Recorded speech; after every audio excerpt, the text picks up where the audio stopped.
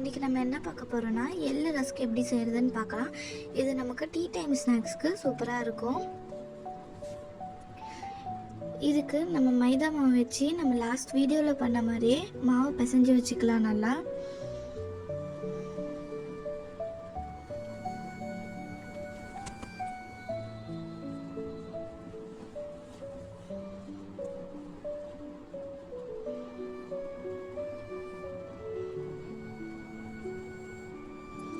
இப்போ கொஞ்சமாக மாவு விரித்து அதில் கொஞ்சம் எள்ளு நம்ம நல்லா ஸ்ப்ரெட் பண்ணிக்கலாம்.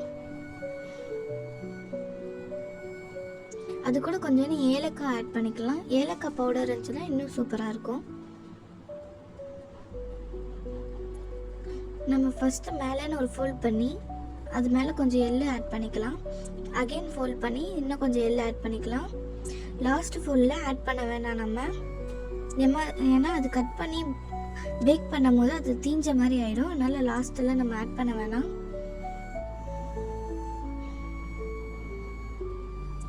இது குட்டி குட்டியாக ஸ்கொயர் ஷேப்புக்கு நம்ம கட் பண்ணி எடுத்துக்கலாம். எல்லாமே ஈவனாக இருக்க மாதிரி பார்த்துக்கோங்க. அப்போ தான் பேக் பண்ணும்போது எல்லாமே ஈவனாக பேக் ஆகும்.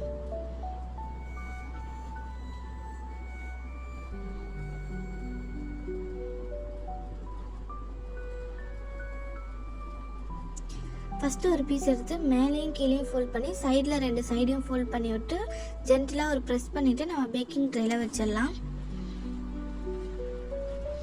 இது பேக் ஆகிறதுக்கு லேட் ஆகும். நம்ம ஸ்லோ குக் பண்ணணும்.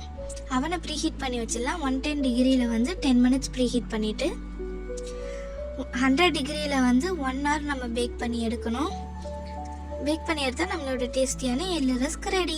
நம்ம டீ டைம் ஸ்நாக்ஸ் சூப்பராக இருக்கும். தேங்க்ஸ் ஃபார் வாட்சிங்.